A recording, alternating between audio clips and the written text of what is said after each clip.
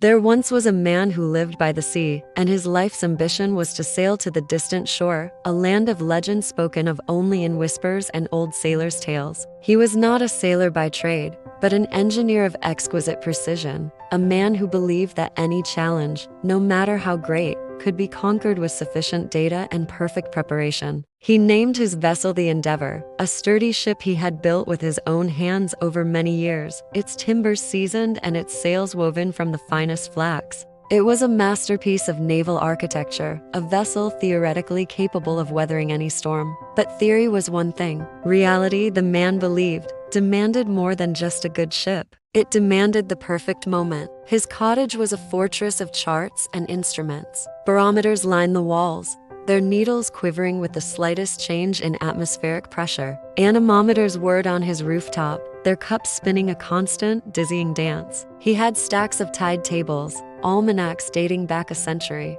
and complex, hand-drawn charts that mapped the ocean's currents with a level of detail no cartographer had ever attempted. His life became a singular, obsessive pursuit to identify the perfect wind. Not just a favorable wind, but the perfect one. A wind that blew with unwavering consistency from the precise direction needed, at the exact speed that would fill the Endeavour's sails for optimal velocity without putting undue strain on its mast. It had to be a wind that coincided with a gentle tide, a clear sky, and a placid sea. It was a wind that existed only in his calculations, a phantom of meteorological perfection. Every morning, the man would rise before dawn. He would consult his instruments, make meticulous notes in his leather-bound logbook, and stare out at the horizon. He would dip his fingers in the sea to test its temperature, sniff the air for the scent of rain, and listen to the gulls' cries, convinced they held some secret forecast. Often, a strong, steady breeze would blow from the west, a wind that any other sailor would have blessed. Too boisterous, the man would mutter, shaking his head. It could shift unexpectedly and strain the rigging. On other days, a gentle zephyr might whisper from the south. Too weak, he would conclude, the journey would take far too long. We would exhaust our provisions before we were even halfway there. His neighbors, simple fishermen and merchants, watched him with a mixture of pity and amusement. They were practical folk who understood the sea not as an equation to be solved, but as a living, breathing entity, unpredictable and powerful, to be respected but not feared into inaction. Young boys who had watched him build his ship grew into men, bought their own simple skiffs, and set out to make their fortunes. They would leave the harbor on days the man deemed unacceptably turbulent or dangerously calm. They would shout farewells to him as he stood on his porch, surrounded by his charts, a figure frozen in a state of perpetual readiness. "The wind is good today, old friend. Will you not join us?" they would call out. The man would simply smile a knowing,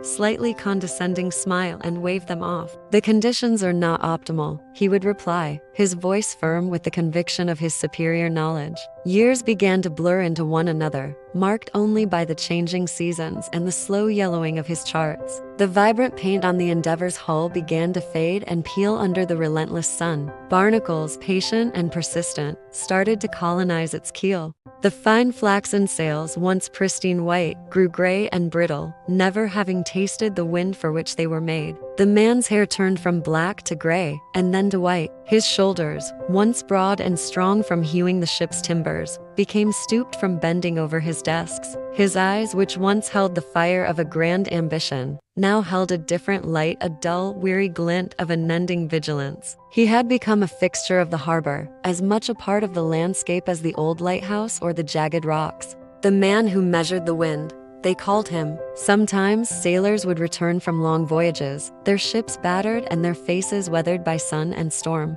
They would bring back treasures from faraway lands, spices that smelled of adventure, and silks that shimmered with the colors of foreign dawns. They would sit in the local tavern, swapping stories of navigating through treacherous squalls, of being becalmed for weeks under a punishing sun, of using their wits and courage to overcome the ocean's fury. They spoke of the terror of a rogue wave and the exhilaration of cresting it. The man would sometimes listen from a corner, nursing a single drink, his face an impassive mask. He heard their tales not as triumphs of the human spirit, but as case studies in planning. If they had only waited, he would think to himself, if they had only calculated the risks as I have, they would have avoided such hardship. He failed to see the pride in their eyes, the strength in their calloused hands, the richness their experiences had woven into the fabric of their lives. He only saw the cost, never the reward. One day, a young woman, the granddaughter of one of the men who had mocked him years ago, came to his cottage. She had heard the stories of her grandfather's voyages, tales of both hardship and immense discovery. She found the old man poring over a new set of charts,